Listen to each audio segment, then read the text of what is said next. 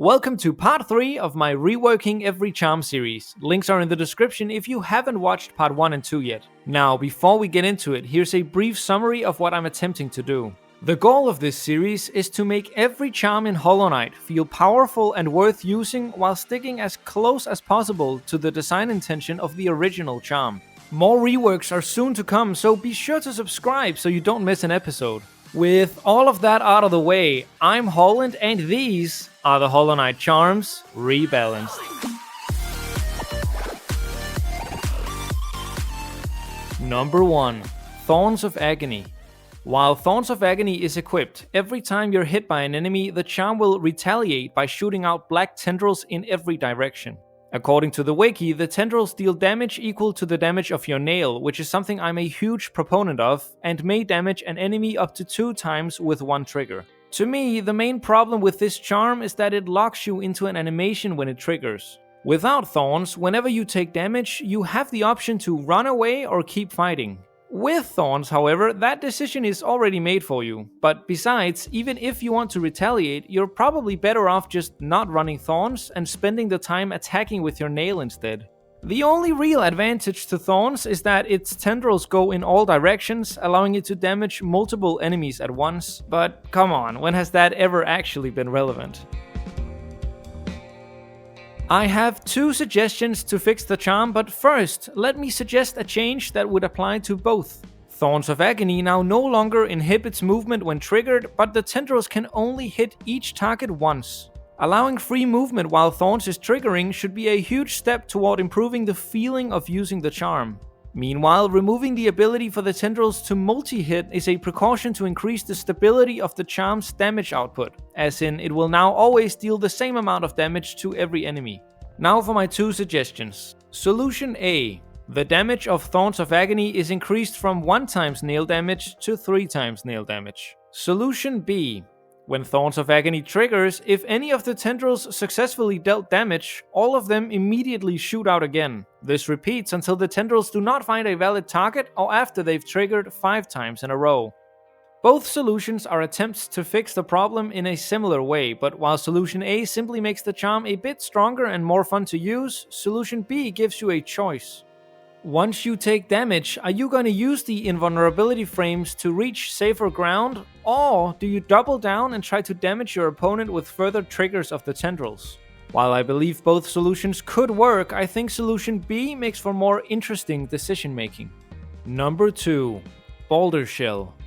Baldur Shell is a somewhat quirky charm that grants you immunity to damage while channeling focus, although being hit still cancels the action. You might think that sounds pretty decent, but here's the catch. It's the only charm in the game with a limited number of uses. When the charm has successfully blocked damage 4 times, it breaks and you must rest at a bench to restore its durability. To me, the main problem with Baldur Shell is that even when it protects you from an instance of damage, you've still wasted time, soul, and a point of durability on the charm. I've heard some people say that you can use the invulnerability frames to dodge specific boss attacks, which I find so cool, making it even more of a shame that this charm is so underpowered. And so I propose the following changes. Solution.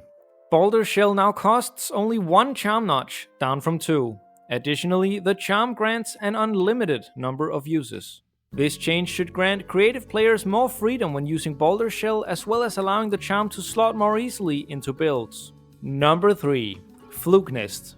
Before making this video, I had never given Flukenest a proper try. Now that I believe I have, here's my main critique. The charm is cool, but it's not worth 3 notches. When Flukenest is equipped, your Vengeful Spirit no longer fires a long-distance projectile, but instead summons 9 bouncing flukes, or 16 with Shade Soul. The flukes deal 4 damage each, totaling a maximum of 64. This may seem quite powerful compared to the 30 damage of the regular Shade Soul, but here's the catch. The flukes go a pitiful distance, so you're by no means guaranteed to deal that full 64 damage. Flukenest also apparently has, or had, I'm not quite sure, a bug where the flukes hitboxes stayed on screen for an additional second once they hit their target, allowing them to multi-hit like other spells. I don't really want to get into any of these shenanigans, and so I'm just going to ignore any hitbox abuse when rating this charm. In summary, Flukenest has shorter range than Vengeful Spirit with the potential to deal more damage. That makes it more of a side grade than an upgrade. And that would be fine, except the damn charm costs 3 whole notches. Solution A. Each fluke now deals 6 damage, up from 4, resulting in a total of 54 damage with Vengeful Spirit and 96 damage with Shade Soul. Remember, this is discounting the glitch that makes Flukenest deal a million damage. If it weren't, this would obviously be an outrageous buff. Solution B. Flukenest now costs only 1 charm notch, down from 3. As cheaper charms allow for more interesting builds, I most strongly support Solution B. Number 4. Defender's Crest. This 1-notch cost charm causes its bearer to emit a heroic odor that damages nearby enemies. According to the wiki, the odor deals 3 damage every 0.3 seconds, which, given its short range, is not a lot of damage. Moreover, the synergies it has with Spore's Room, Flukenest, and Glowing Womb, while fun to discover, are somewhat minor. One thing I really don't like about Defender's Crest is the constant visual clutter that you have to put up with when using it. Other than that, I think it's just too weak in its current state. Solution. The range of Defender's Crest is increased by 15%, and enemies caught in the cloud now take 15% more damage from all other sources in addition to its current effect. Furthermore, the cloud now only activates while there are enemies nearby. And finally, once an enemy is hit by the cloud, the effect lingers for a few seconds. With this change, Defender's Crest becomes a legitimate tool for close-range damage builds. For example, while running a summoner build, you're now incentivized to follow your target closely in order to increase the damage of your summons. Maybe 15% extra damage is even too much, but I think that's hard to say without being able to test the charm in-game. In any case, Defender's Crest should now be a bit more viable and fun to use. Number 5. Glowing Womb. This charm consumes 8 soul to spawn a flying hatchling every 4 seconds, of which you can have up to a maximum of 4. Hatchlings will orbit the player looking for nearby enemies to attack. Once they spot one, they'll fly toward that enemy and explode, dealing 9 damage each. While I love the concept of a summoner build, the supporting charms are all noticeably quite weak, and Glowing Womb is no exception. In my opinion, the charm's main flaw is that it drains your soul in order to spawn hatchlings. This can lead to you having none left when needing to heal or use spells while out and about. And even with the charm having this huge drawback, the damage of the hatchlings is still pathetically low, dealing only 9 damage compared to the pure nails' 21. Solution. Glowing Womb now no longer uses soul to summon hatchlings. Additionally, the damage of the hatchlings scales to match the base damage of your nail, making them deal 21 damage once your nail is fully upgraded. And finally, when resting at a bench, all 4 hatchlings are summoned immediately. Boosting the raw power and functional utility of Glowing Womb is a key step in properly enabling the summoner archetype. Number 6. Quick Focus. If you haven't yet, you should consider watching my video on the state of healing in Hollow Knight, which I'll link to down below. In that video, I express how much I enjoy build variety in games, especially when no one option clearly outweighs another. But while nail and spell builds are 2 very viable options in Hollow Knight, healing builds seem to me the clear underdog. That's not to say that a focus-centric build is downright useless, especially not in the early game, but in the late game, particularly once bosses start dealing double damage, I feel like healing becomes majorly disincentivized. Some have suggested that a way to fix healing in the late game is by buffing the supporting charms. And while I agree that most of these charms could do with a buff, I'm not entirely sure this would fix the underlying problem. Because amongst other things, buffing charms for the late game may put the balance of the early game into jeopardy. Long story short, when I suggest a buff to a healing charm, I'm doing it from the perspective of someone who thinks that focus is balanced for the late game. Now, I don't actually think that, but that's what I'm pretending. Make sense? Okay.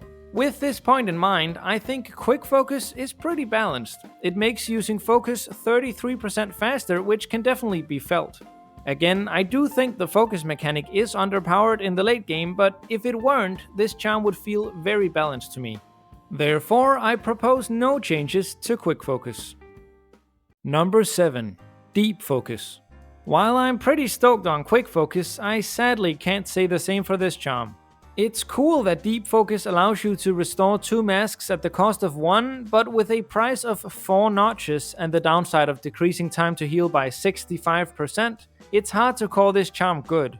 I like the design though, and I think it has the potential to play a key role in a late game healing build. It just needs a little tweaking. And for those of you who don't remember or haven't watched the first part in this series, I'm not a fan of charms that cost more than 3 notches. I think they limit build customization too much, so here's what I would do to fix the charm. Solution: Deep Focus now costs only 3 charm notches, down from 4.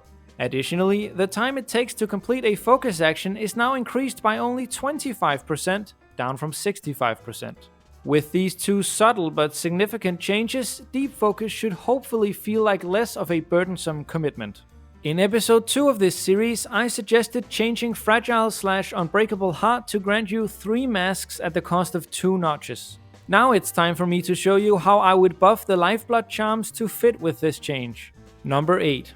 Lifeblood Heart. Currently, Lifeblood Heart grants you 2 additional masks in the form of Lifeblood.